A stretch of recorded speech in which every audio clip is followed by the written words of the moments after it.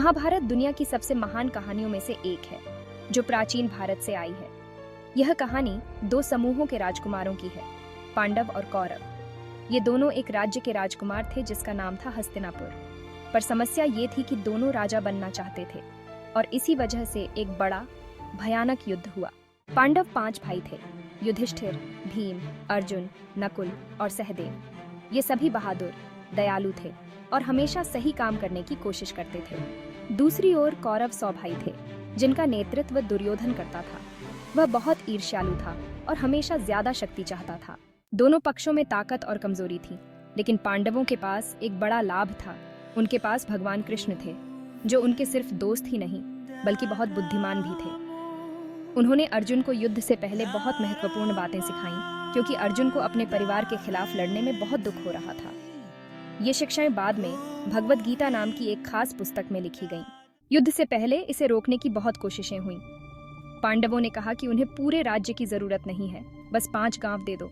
लेकिन दुर्योधन ने मना कर दिया और कहा कि वो उन्हें सुई की नोक जितनी भी जमीन नहीं देगा। इसलिए युद्ध टल नहीं सका। इस युद्ध का नाम कुरुक्षेत्र युद्ध था, जो 18 दिन तक चला। इसमें बहुत से महान योद्धा लड़े, जैसे पांडवों की तरफ से ताकतवर भीम और कुशल तीरंदाज अर्जुन, और कौरवों की तरफ से महान कर्ण और भीष्म। इस युद्ध में कई जादुई हथियारों का इस्तेमाल किया गया और ऐसा लग रहा था कि जैसे पूरा संसार इस युद्ध में शामिल हो गया है। युद्ध के दौरान कई कठिन फैसले लेने पड़े। इस कहानी से हमें धर्म यानी सही काम करना के बारे में सीख मिलती है, भले ही वह कितना ही कठिन क्यों ना हो।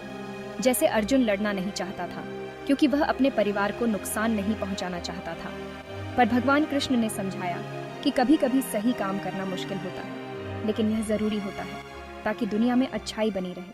आखिर में पांडव युद्ध जीत गए, लेकिन इसकी बहुत बड़ी कीमत चुकानी पड़ी। बहुत से लोग मारे गए और पूरा राज्य तबाह हो गया। युधिष्ठिर, जो सबसे बड़े पांडव थे, राजा बने, लेकिन उन्होंने सीखा कि युद्ध की जीत हमेशा सच्ची सफलता नहीं होती। कहानी शांति, माफी और एक अच्छे ईमानदार जीवन।